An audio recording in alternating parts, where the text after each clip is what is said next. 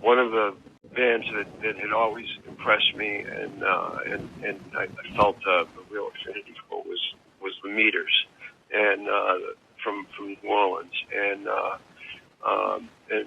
also we had that kind of funk thing going on in the band. We covered James Brown songs, which kind of was a little outside of the box for a band like ours.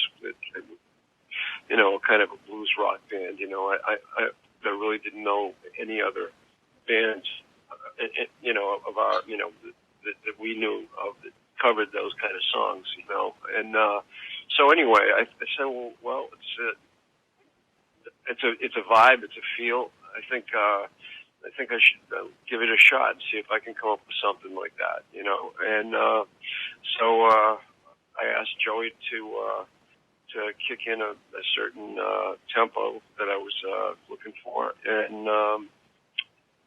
this riff came out, and then the second half, the verse, it seemed to me to be a logical place to go because it was not a usual, like say, blues rock change. You know, it wasn't like a normal 1-4-5, or it wasn't. It just seemed like a little bit left turn for our, you know, our kind of music. So that's why I went up there, and also changing the kind of the way that it felt gave it a different atmosphere. That you know, and then of course then it kind of went to New York.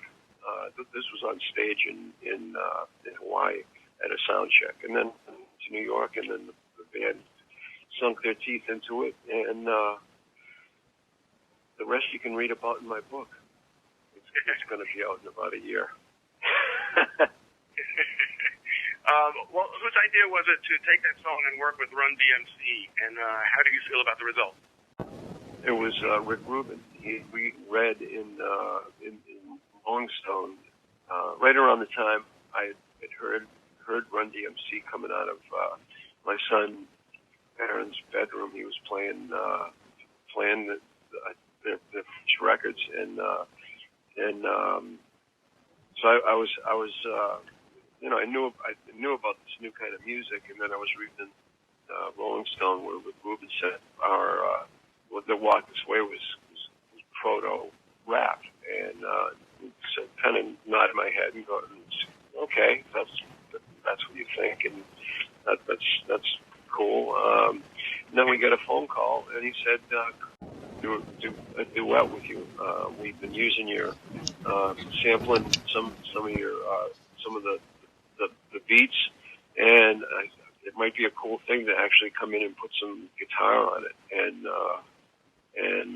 have Stephen do a duet, you know, singing. So it was Rick Rubin. Bombshell there. Tell what's up with this book you're writing. Well, about 3 years ago, I was at the point where, I mean, people have been asking me about it for the last probably 5 or 10 years. And, you know, I just kind of like, it just didn't feel right. I didn't think it was time. I was too busy working and keeping things going with the band, and it just didn't feel it inside, you know, and it just kind of just shuffled it off.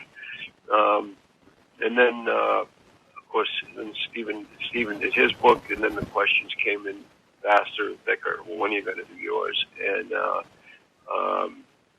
you know, Joe wrote one, and, but then something, I think there was and I can't remember what it was, but there was a period of time when I felt like, I don't know, maybe hitting 60, 61, I don't know, but something in there, and something inside that said, you know, well, you know, maybe like as I kind of had made a decision to put out some solo records, you know, more recently, I think the same thing hit me with the book.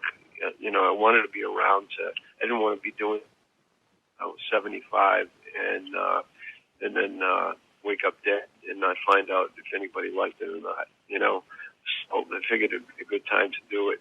And I had enough under my belt to actually, you know, put into an autobiography that it had so many different aspects to it, which it's going to have, because it's going to be, you know, my story, but it's also a very you know, it's also entwined with Aerosmith and you know, and the relationships there, and the how and the why, that kind of stuff. So and I read probably 40 biographies, not autobiographies, musical ones. I mean, I've read others obviously, but get a little background and to decide on a writer to help do it. So I think it's going to be, you know, I could see how some that worked and some that didn't, and I hope this one works. I've got a, you know, I think I've got there's a lot to fit into 600 pages or whatever it's going to end up being. Sure. Have you picked the writer, and also what's the book going to be like compared to like Stevens and Joey's? Actually, yeah, I'm working with David Ritz, and we've started our process a few weeks ago, actually, and I'm starting to realize just what a process it is. I mean, it's really it's one thing to talk about; it's another thing to do it. But it's definitely going to have a different take a different path than the other guys. The way that they put their books together, and there've been some pretty good ones lately, as well as, you know, some of the famous ones from the past. But so I'm pretty excited about it. Oh, good. No, that's great. And one last thing. I know this is, you know, Music from Another Dimension is the last Aerosmith album for Sony, and what do you think the group's going to do after that? Steven broached the idea of, you know, would you guys maybe, you know, turning to self-releasing and just taking it all in-house? Well, you know, we've tossed about every idea you can think of out there, and we really don't know. I mean, we haven't gotten. We just found out over the weekend that the president of Sony is leaving. So that alone, you kind of got to go. Well, who are we going to even talk to about?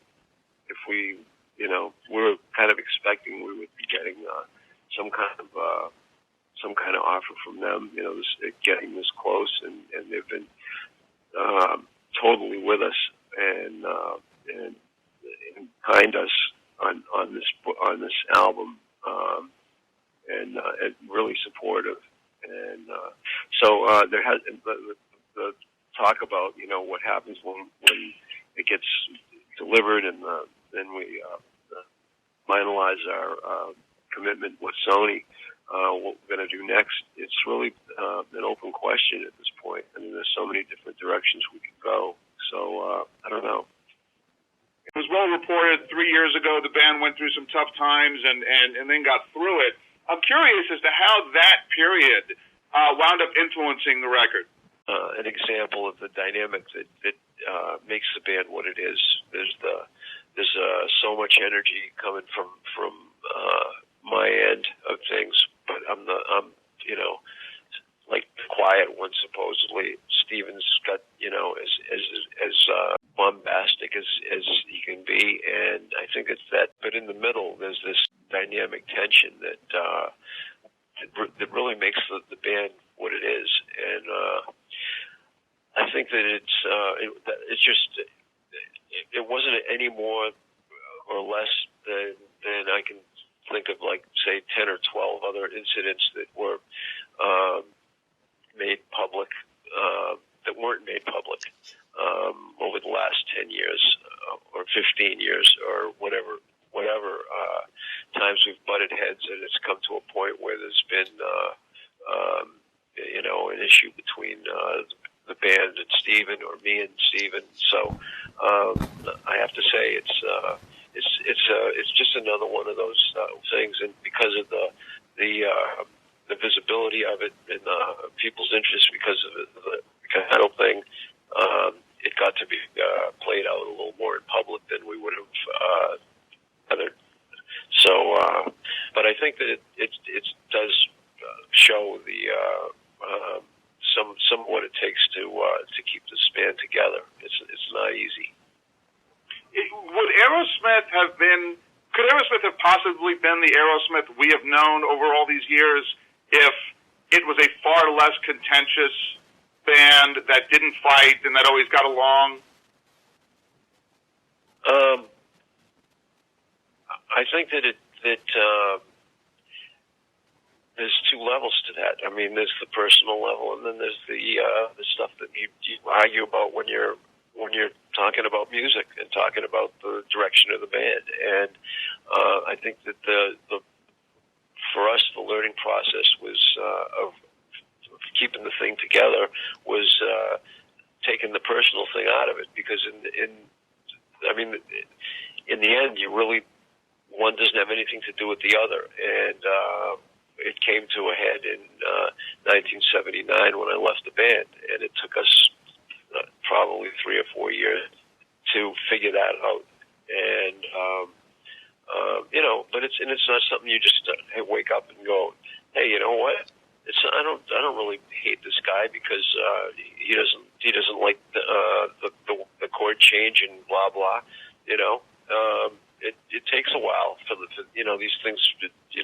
They're it's a family, and it's not like a lot of, as in families, a lot of those kind of things don't get resolved overnight, or at least they, you come to the decision or the resolution, but still there are feelings underneath, and they have to kind of themselves out, and you have to do your own homework on that stuff. And so again, to get to the point of your question, I think that you look back and you go, well, if we could have done this, or if my personality had been different about that, there's a lot of ifs in there. And all I know is that it took us what it took to get to here. And I don't know, if we had been any friendlier, we might have been, might have broken up 10 years ago. I mean, who knows? So it's really hard to say. But I think that it's the package that comes with that comes with each guy, and how we get along. I think it's all part of it, and you can't have one without the other. So and we managed to figure out the other stuff to it. I mean, we still go head to head, and sometimes it brings up old memories. You just gotta kind of